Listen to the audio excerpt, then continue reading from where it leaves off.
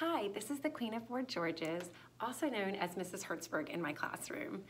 I am here to talk to you about what I teach in 7th grade, and hopefully you watch my videos over the time and you collaborate with me. Give me ideas, give me feedback about the things that I'm doing in my classroom to make me a better teacher, and maybe you can use some of this in your classroom. So what I teach is called Design. It's a 7th grade course in the International Baccalaureate program. Now, some of you hear design and you're thinking, oh, she must teach like graphic design, interior design, some kind of designing a room or designing a house, maybe it's architect. I've heard it all. I've even been told, oh, you teach arts and crafts. No, I don't teach arts and crafts. And actually, I don't teach any of that stuff either. I mean, I can with design, and our technical skills could lead us there, but really, design in the International Baccalaureate program is a problem-solving course. So I tell people when you're liking it to something that maybe you do, maybe it's a STEM program, maybe it's a gifted and talented program where you give problems and the kids solve it, that's what I do all the time is I give the kids a problem and say, let's use the International Baccalaureate program's design cycle to solve it. Honestly, for these students, as they become adults, they are learning life skills. They're going to work great in the business world when they are able to take this problem solving that we do and use it and apply it to anything else they do. You could apply it in life, you could apply it when you have a business when you get older, you can apply it in your daily work life even. So let me tell you what it is to help explain it a little bit better. So I give them a problem and we're in criteria A, and the first thing they do is they inquire and they research about the problem.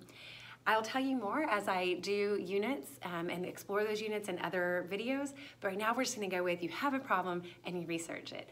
After you've done the research for the problem, then you move into this awesome phase of called criteria B of developing ideas.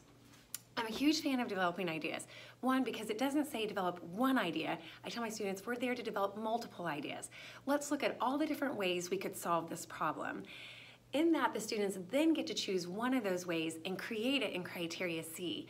So they get to actually build the problem solve. This could be a hands-on building, this could be an object they're building. It could also be writing a document for the government. Would this work? Could they create a bill to change something or a law to change something?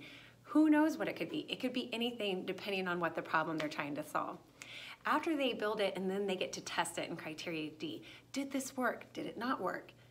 It's okay if it didn't work. Let's just say why it didn't work and how we could fix it next time. That is why I love what I teach, because I really get to explore all these ideas. I get to step back with the kids and say, no, this isn't my opinion. What would you do to solve it? How would you solve this problem? And it's cool to watch them and their minds work as they create different ways to solve the problem. Often ways I would have never dreamed of solving the problem. But isn't that the point? Isn't it to see where their minds take them and what they're able to create? They're students, they're young, they have bright ideas, and I love getting to do this. So I hope as I post these videos that you start to explore this design process with me. I hope you have a better understanding of what I teach now as you watch the videos. And if you ever have any ideas, you're like, oh, Mrs. Hertzberg, I think this would be great for your classroom. I'd love to hear it. Thanks for tuning in, and catch me in our next video when I talk about the current unit that we're running.